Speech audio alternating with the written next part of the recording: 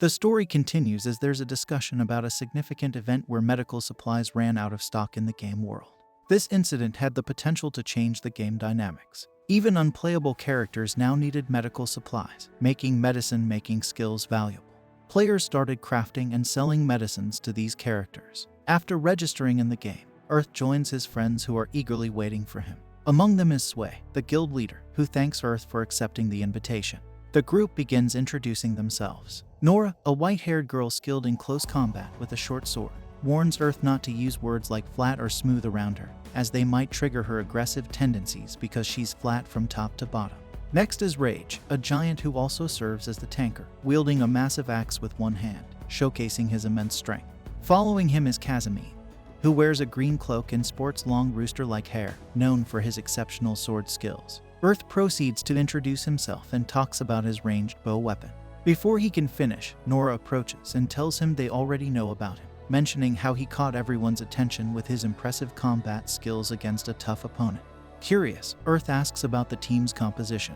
They explain that there are 4 melee fighters, 1 mage, and 1 support member. Nora mentions that Millie, the girl with blue eyes and blue hair, can use multiple elements at once, making her a versatile mage. Nora herself excels in medical skills and can heal wounded allies. Earth is delighted by their abilities because Nora can fight up close and provide support at the same time.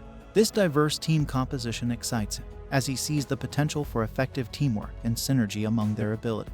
Earth then asks the group about their goal for the day, and Rage informs him that they intend to hunt a wild bear, a formidable creature. However, they believe they are strong enough to face and defeat it easily. Sway places his hand on Earth's shoulder and assures him that they are confident of victory because Earth is with them. They acknowledge his strength and intelligence. Earth expresses his doubts, mentioning that he hasn't fought a wild bear before and has heard that they are fast, intelligent, and challenging to defeat. However, Zwei ignores his concerns and focuses on the fact that Earth will cook something delicious for them once they succeed. With their goals set, the group sets out together. The scene shifts to Earth in the forest, using a detection tool to search for bears more efficiently. They spot several bear groups but decide to lure a single bear away from the rest to avoid drawing unwanted attention. Everyone thanks Earth for his presence because he possesses the unique ability of a scope and long-range vision that the naked eye cannot match. Zwei instructs Millie, the girl with blue eyes and blue hair, to significantly enhance Earth's abilities. At that moment, Earth informs them that he will separate from the group and use his stealth skill. We then see Earth approaching the bear closely, and using his bow to shoot a special arrow called the Wounding Hawk Shot. He manages to hit the fierce bear, but the attack only infuriates it, and the injury doesn't seem to faze the beast. Earth becomes terrified. Just in time, Rage arrives with a massive cleaver and a powerful steel shield.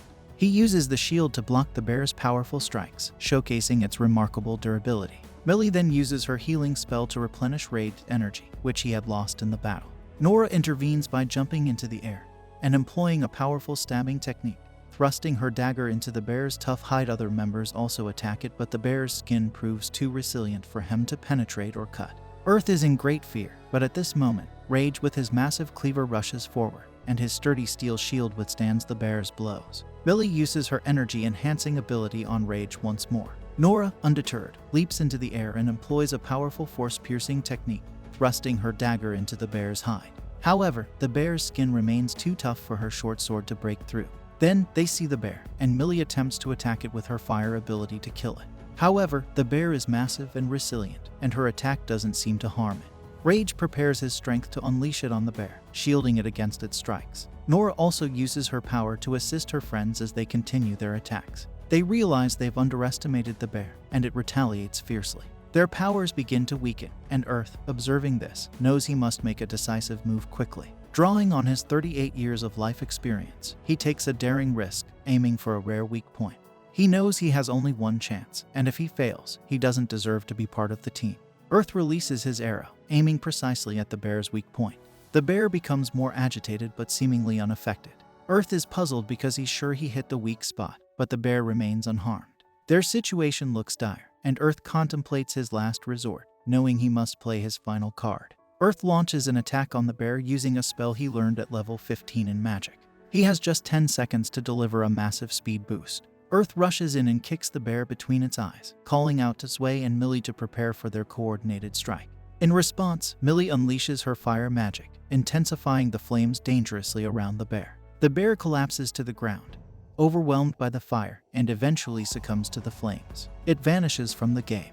The team is relieved and overjoyed as they manage to kill the bear after a grueling battle. Nora expresses regret to Sway for underestimating the difficulty of the task. In the end, Earth invites everyone to enjoy a meal he has prepared, and they eagerly look forward to it, having been eagerly awaiting it. The team continues to enjoy their meal, savoring the delicious wolf shish kebab that Earth has prepared. The aroma of lemon juice and the herbs used in the marinade enhance the flavor of the meat, and everyone relishes the feast. It's clear that the group has a shared love for meat, and Earth's efforts in preparing the dish do not go unnoticed. Nora engages Earth in a conversation about cooking recipes, wondering if they are expensive. Earth explains that while recipes themselves aren't expensive, they cannot be simply bought.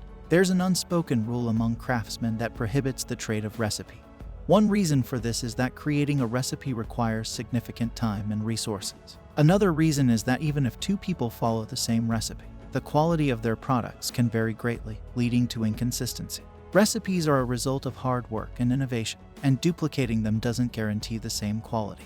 Nora expresses frustration because she won't be able to replicate Earth's shish kebab recipe even if she begged for it. Sway, however, informs them that from now on, Earth will be part of their team, and they will invite him to cook for them at a lower cost. This surprises Earth, and he's somewhat taken aback by this sudden decision. Nevertheless, the team is thrilled about Earth joining them and excited about the prospect of his cooking. Earth, seeing their enthusiasm, agrees to join and sends friend requests to all of them. Afterward, we see Earth facing and defeating a monster in the forest. He then encounters a massive bee creature and aims his arrow at it, but his shot misses its mark, and the bee remains unharmed. Earth's arrow, however, manages to hit another insect in the vicinity. Earth, after failing to hit the bee-like creature, realizes it's actually a rock ant with the ability to communicate and summons its allies in the ensuing battle. Earth attacks the ant, but it counters his strike, leaving him immobilized. The other ants join in, and Earth feels his body going numb as they surround him. He resigns himself to his defeat and is sent back to the town, reflecting on his defeat. Earth acknowledges his arrogance in underestimating the rock ant, and vows to improve himself for the next encounter. Soon after, Earth receives an important message. The Life Free Network announces a major update called Fairy Sphere for its players. This update promises new skills, arts, crafting tools, and supportive fairy, along with a level increase and no more severe penalties for death. Earth is relieved about the removal of death penalty, and he has worked hard to avoid them. He has also learned blacksmithing. Earth decides to create an arrowhead capable of penetrating the tough exoskeleton of the rock ant.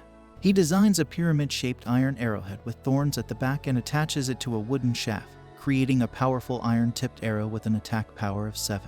He also creates iron boots with short, thick spikes at the bottom for kicking purposes, as he's encountered creatures vulnerable to kicks like the rock ant. To address these issues, Earth adds 7 short, thick spikes to the bottom of his boots, similar to a boot knife. When he shows these creations to Blacks, the blacksmith, Blacks is astonished. He's never seen someone craft a tool specifically for kicking before. Earth proudly presents the completed product, and Blacks is even more amazed by Earth's ingenuity. The next day, Mayan questions Earth about his frightening-looking boots, surprised by the transformation. Earth explains that it's more than just a cosmetic change. Mayan remarks on his increased violence, considering him just a cook. But Earth explains that he had no other choice and thanks her for the bowstrings. Earth has now reached level 30 in archery and believes he has 3 options for bows: the short bow, the long bow, or the hunting bow. He decides to craft a hunting bow because it offers the same range and power as a long bow but with added skills and a more powerful punch. He starts by selecting the wooden frame and shaping the iron components. During this process, Black approaches him, surprised by Earth's creation. Earth explains that it's enjoyable to make things that don't exist in the real world.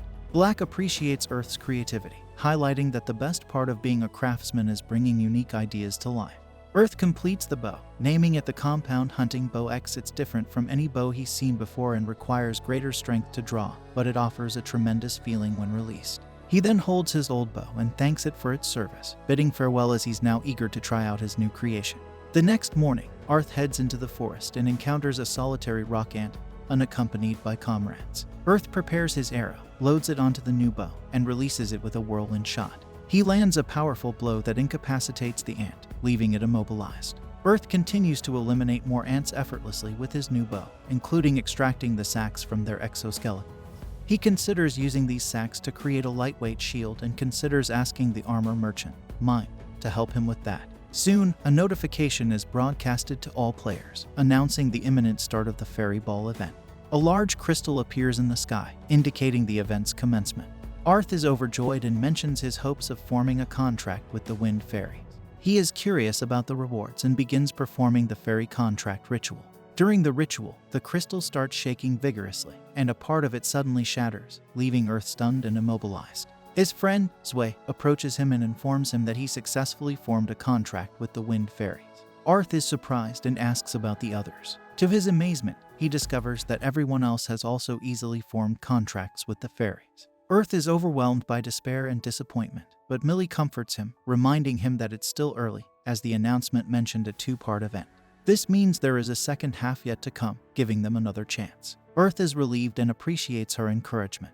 Millie also mentions that Earth's crystal didn't disappear entirely, suggesting that he still has another opportunity. She is confident that something good may happen in the second half of the event.